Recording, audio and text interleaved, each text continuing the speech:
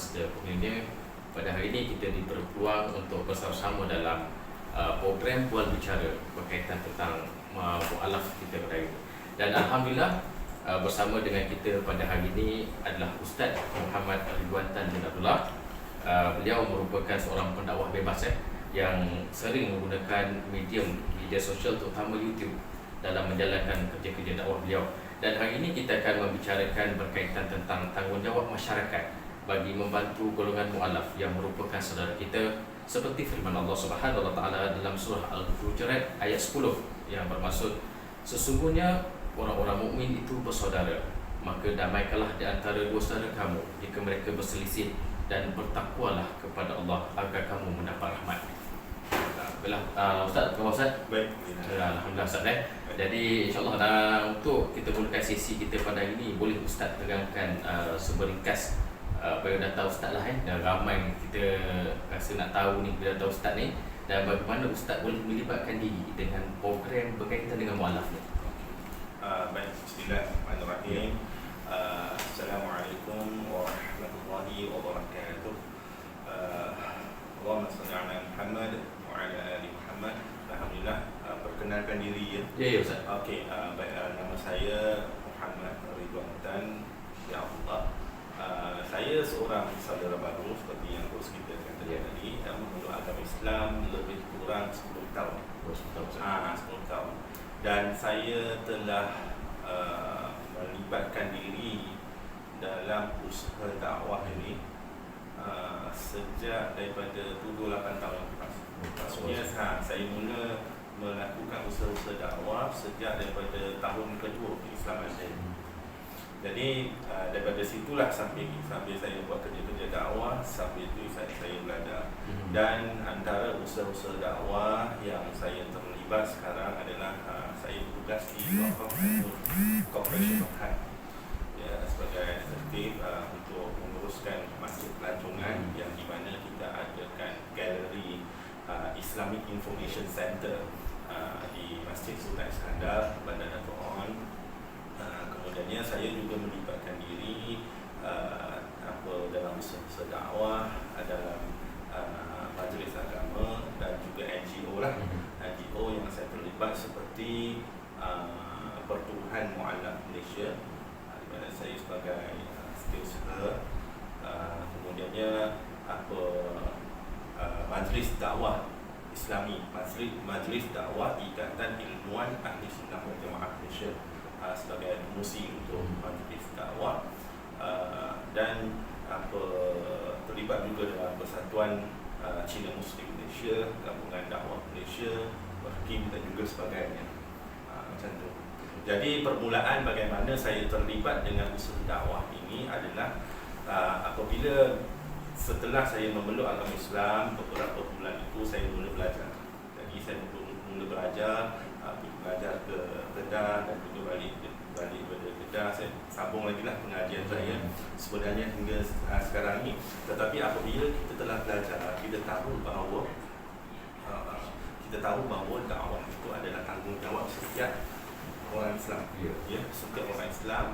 Dan kemudiannya di mana saya mula berjinak-jinak dalam melakukan usaha dakwah, di mana saya mula dengan membantu sahabat-sahabat mu'alaf yang memerlukan. So daripada membantu itu, daripada situlah saya banyak bawa mereka salurkan ke majlis agama, salur ke pusat zakat, salur ke NGO dan juga sebagainya, walaupun pada masa tersebut masih lagi di awal pengislaman saya. Tapi daripada situlah saya mengenali jabatan-jabatan, agensi-agensi yang berkaitan, dan akhirnya mula ditarik masuk, dan saya bermula sebagai seorang sukarelawan dan terus membantu sampai sehingga sekarang ni lah. Okey, macam tu. Ustaz, penuh kalau kita tengok portfolio Ustaz tu okey. Baiklah Ustaz, saya nak bertanya tentang sebahagian masyarakat melihat golongan mu'alaf ni dengan pandangan yang skeptikal, dan apa tanggungjawab masyarakat dekat luar sana untuk membantu golongan ni? Maksudnya apa peranan yang boleh dimainkan oleh masyarakat untuk menerima golongan ini? Okey, baik. Bismillahirrahmanirrahim. Sebelum kita masuk ke pandangan skeptikal masyarakat terhadap golongan mu'alaf itu, sedikit pengenalan yang saya sebenarnya kita berada di satu zaman di mana manusia berduyun-duyun masuk ke dalam Islam. Ya, Nabi sendiri ada sebut di akhir zaman nanti manusia akan berbondong-bondong masuk ke dalam Islam. Begitu juga yang terjadi pada masyarakat kita. Ya, sebenarnya bukan sahaja di Malaysia, malahan di seluruh dunia. Ya, di Jepun, di Korea, di UK, negara-negara Eropah terutamanya, manusia berbondong-bondong masuk dalam Islam. Malaysia pun sangat banyak, cuma kadang-kadang kita tak perasan, ataupun kita tak lihat sebab kita tak terlibat. Kalau kita berada di dalam suasana, kita akan nampak suasana begitu ramai orang masuk dalam Islam dan begitu ramai bilangan mu'alaf itu. Tetapi tidak semua masyarakat mempunyai pandangan yang skeptikal terhadap mu'alaf ini. Cuma ada sesetengah, ya, ada sesetengah pandangan skeptikal macam mana. Kadang-kadang mu'alaf ni apabila mereka memeluk agama Islam, mereka menghadapi pelbagai juga cabaran.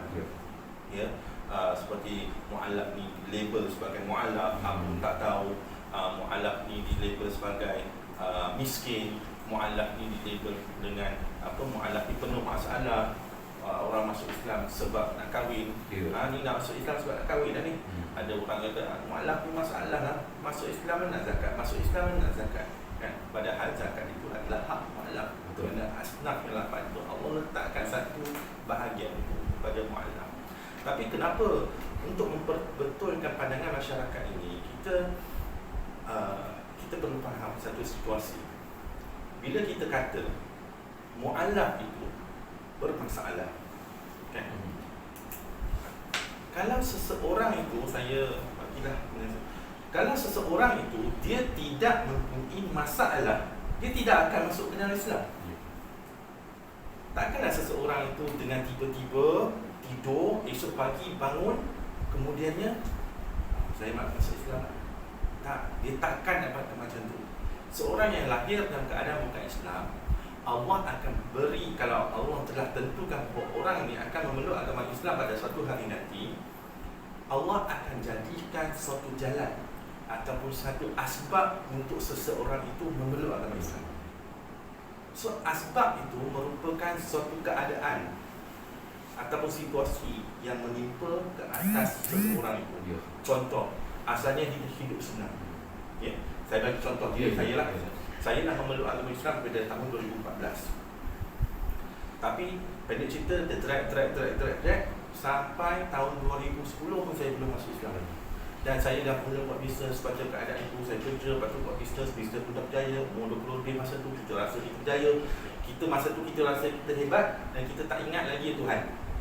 Lepas tu tiba-tiba satu hari, pendek cerita, Allah bagi ujian, jatuh. Ujian sangat teruk sampai kita rasa dah tak bermakna hidup dah atas dunia ni, apa semua. Apa pun tak ada. Jadi masa tu baru timbul pemikiran. Alamak, kenapa aku hidup dalam dunia ni? Di manakah Tuhan? Baru timbul kesedaran bahawa Tuhan tu ada. Bila cari Tuhan, cari. Akhirnya jumpanya Tuhan yang selayaknya, iaitu Allah SWT. Begitu juga dengan mu'alaf-mu'alaf lain, mungkin hidup yang susah dan juga sebagainya. Ya, akhirnya datang dakwah orang Islam kita, pendakwah kita yang pergi dakwah, ataupun ada orang Islam kita yang membantu mereka, memberikan mereka suasana, dan mereka tersentuh dan mereka mudah memahami Islam dan akhirnya memilih Islam. Sebab tu orang yang memeluk agama Islam itu kebanyakannya ada masalah. Asbab dia Ustaz. Asbabnya. Tapi menjadi masyarakat, menjadi tanggungjawab masyarakat kita sebagai ahli masyarakat untuk menyantuni dan membantu mu'alaf-mu'alaf ini sehingga mereka menjadi seorang yang berdikari. Belum Ustaz, di samping itu kita seringkali mendengar golongan mu'alaf ni yang telah pun mengucapkan syahadah ni, dia kembali kepada agama asal. Apa punca mereka kembali ke agama asal dan bagaimana kita boleh bantu golongan ini untuk kekal dalam syahadah mereka, Ustaz? Okay. Baik. Sebenarnya golongan yang telah memeluk agama Islam dan kembali kepada agama asal ataupun memohon untuk murtad, ada, tapi bilangan itu tidak ramai. ya, tidaklah ramai sangat, memang ada, dan dia menjadi satu isu yang di mana bukan sahaja yang terjadi kepada mu'alaf, tetapi lebih parah lagi terjadi pada masyarakat Islam secara umumnya, yang di mana orang yang Islam asal pun sebenarnya kalau kita lihat apa yang ada yang menguntungkan kalau kita tengok cek dekat kes-kes mahkamah. Tapi saya sendiri tu pernah terlibat dengan usaha-usaha yang menangani isu murtad ini. Sebabnya antara sebab kenapa seseorang itu mu'alaf, selepas syahadah masuk Islam, akhirnya dia kembali kepada agama asal atau memohon murtad, biasanya dia kebiasaannya adalah beberapa keadaan. Yang pertama, dia memeluk agama Islam atas sebab mungkin dia nak kahwin dan juga sebagainya, kan? Tetapi ada keadaan pertama, biasanya memeluk agama Islam, rancang nak kahwin, tak sempat belajar tentang Islam lagi, tiba-tiba ras dia berpisah, tak jadi putus tunang ke apa ke, itu dia nak kembali. Itu yang keadaan kedua yang common adalah apabila seseorang itu dia telah memeluk agama Islam, okey, kemudian dia berkahwin. Bila berkahwin, dalam family dia, suami ataupun isteri dia yang Islam asal itu tidak mencipta suasana budaya Islam itu di dalam rumah. Walaupun dia berkahwin dengan keluarga yang beragama Islam secara literal, tetapi amalan praktik itu tak ada. Tak solat, tak pernah tak tahu apa-apa tentang Islam, walaupun suaminya non Islam. Jadi bila keadaan yang keluarga yang tidak menjaga agama, biasanya terjadi konflik rumah tangga, akhirnya bercerai, dan dia tak ada kepahaman tentang Islam langsung, dan kemudian dia mohon untuk murtad. Banyak yang kata banyak keadaan kebiasaannya yang ingin keluar dari Islam, itulah situasi yang cukup. Itu sebilangan, tapi kebanyakannya walaupun ada mu'alaf yang memeluk agama Islam semata-mata untuk berkahwin, tetapi selepas mereka berkahwin, mereka masuk ke dalam keluarga yang Islam, mereka mula belajar tentang Islam. Sebab itu sebagai Islam dia terpaksa pergi belajar. Bila dah belajar, Allah campakkan taufik ke dalam hati dia, kefahaman dalam hati dia, akhirnya dia menjadi sebuah Islam yang sejati. Ramai yang macam tu lah. Soalan berikutnya Ustaz, ni soalan yang berkaitan juga lain. Ramai golongan mu'alaf yang kita dengar dia memeluk Islam, terutama ni golongan wanita. Jadi lepas dia memeluk Islam, dia ada masalah mungkin dengan pasangan dia diabaikan oleh pasangan dia ataupun didera oleh pasangan dia. Jadi apa yang kita, masyarakat yang masuk, dia boleh bantu golongan wanita ni, dan golongan mu'alaf tu sendiri, apa yang dia perlu lakukan jika terlibat dalam situasi ini? Okey, baik. Itu dia lebih kurang berkaitan dengan soalan yang sebelum ni kita bincang. Yang sebelum ni kita bincangkan dia masuk Islam sebab kahwin, lepas tu konflik rumah tangga, kemudian dia kembali kepada agama asal. Yang ni pula ada wanita yang dia masuk Islam, kahwin, lepas tu ada konflik rumah tangga, dera dan juga sebagainya, kan? Jadi peranan yang dimainkan oleh masyarakat adalah sebenarnya Islam dah ajar kita, Nabi pun dah ajar kita, ya. Saudara mara kita ada hak ke atas kita, sahabat-sahabat kita ada hak ke atas kita, jiran-jiran kita ada hak ke atas kita. Islam tu bukan Islam, itu tanggungjawab kita. Jiran kita 40 rumah ke kanan, 40 rumah ke kiri, ke depan, ke belakang, sekarang atas bawah, itu semua jiran kita yang kita kena jaga hak kita. Jadi sebagai ahli masyarakat ni sebenarnya kita kena peka, Islam ni adalah satu agama yang mengajar kita menjaga tepi kain wang. Dia bukan menyelak kain wang, dia menjaga tepi kain wang. Kalau kita nampak kain wang terselak, kita nampak kain wang terselak, kita kena tegur, kain awak terselak, turunkan balik. Tapi itu bukan yang terjadi hari ini. Bila kita nampak kain wang terselak, kita tak cakap, kita ambil handphone, kita rakam, kita masuk dalam Facebook. Itu menyelak kain wang, kita jaga kain wang. Jadi kita kena ambil tahu. Contoh, kalau jiran-jiran kita ada pada kalangan mu'alaf, okey, jadi kita kena ambil tahu kalau ada masalah apa, kita boleh laporkan, kita boleh bantu nasihat dan juga sebagainya. Kalau kita ada apa, kalau contohlah kalau wanita, makcik-makcik yang grup-grup halwa daripada masjid, surau, boleh ajak cakna tentang mualaf yang ada sekitar kita, ajak dia pergi majlis ilmu, ajak dia pergi masjid, ajak dia pergi surau, ataupun bila ada masalah kita laporkan kepada NGO, Jabatan Agama dan juga yang berkaitan. Itu setiap masyarakat kena ambil. Itu salah satu daripada usaha dakwah sebenarnya. Ustaz, nampaknya kita dah sampai pada soalan yang terakhir kita untuk program bulan bicara kita pada hari ini. Jadi soalan ni, jika ada masyarakat di luar sana Ustaz, ingin membantu golongan mualaf ni, jadi apa nasihat Ustaz atau tips yang boleh Ustaz berikan, terutama dalam situasi COVID-19 yang mencabar ni? Macam mana golongan masyarakat kat sana dia boleh bantu golongan mualaf ni? Okey, baik. Bismillahirrahmanirrahim. Setiap masyarakat ada tanggungjawab dalam dakwah. Ya, dalam surah di mana dia kena ambil tahu seperti yang saya sebut tadi, kena ambil tahu tentang mualaf. Okey, ambil tahu tentang mualaf. Kita ni macam mana kita nak bantu mualaf? Kita boleh membantu mualaf dengan menjadi badi kepada mereka. Badi yang saya sebutkan di sini, jadi badilah kawan baik mereka, ya, seperti ahli keluarga mereka. Bukan orang kadang-kadang fikiran skeptikal kita ingat mualaf ni kita nak bantu dia ke bagi duit zakat, bagi duit. Tak, bukan. Duit ya penting, tapi dia bukan segala-galanya. Apa yang diperlukan daripada kita adalah usaha, tenaga dan masa, yang di mana kita perlu teman, nasihat, ciptakan suasana tu untuk dia. Sebab bila seseorang mualaf telah memeluk agama Islam, dia dalam keadaan terkapai-kapai.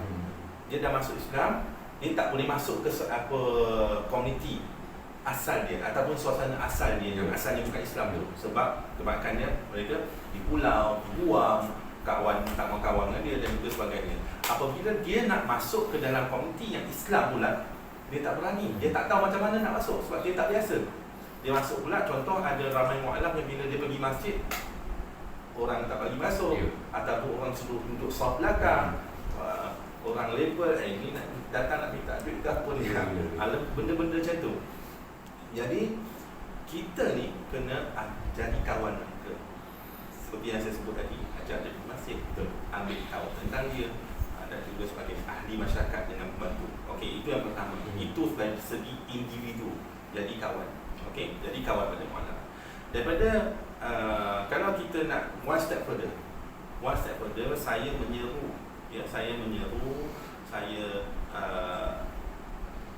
sahabat-sahabat atau perempuan yang menonton video ini supaya libatkanlah diri kita dalam usaha-usaha dakwah. Itu adalah perintah. Macam mana? Salah satunya ada banyak NGO di luar sana, NGO kebajikan dan usaha dakwah. Libatkan diri kita dalam NGO tersebut sebagai sukarelawan sekurang-kurangnya. Ya. Kita ada contoh NGO seperti Yadim, Perkim, Makma dan sebagainya, banyak. Libatkan diri kita sebagai sukarelawan. Bila kita dah masuk, kita dah nampak, kita tahu apa yang kita nak buat. Ya. Macam tu. Okeylah, baiklah Ustaz, dengan berakhirnya soalan tadi, maka kita telah pun sampai kepada penghujung bual bicara kita, dan insya-Allah kita akan meneruskan bual bicara lain di lain waktu dan di lain masa. Dan saya merakamkan ucapan ribuan terima kasih kepada Ustaz Ridwan Tan bin Abdullah pada hari ini kerana sudi untuk meluangkan masa bersama-sama dengan program bual bicara kita pada hari ini. InsyaAllah semoga tuan-tuan dan puan-puan di luar sana mendapat ibrah dan juga pengajaran daripada apa yang disampaikan dalam program bual bicara ini. Ingatlah tuan-tuan dan puan-puan, yang baik itu hanya datang daripada Allah Subhanahu Wa Taala dan yang buruk itu datang daripada diri saya sendiri. Saya akhiri dengan aku qauli hadza wa astaghfirullahalazim li wa lakum wa billahi taufiq wal hidayah. Wassalamualaikum warahmatullahi wabarakatuh.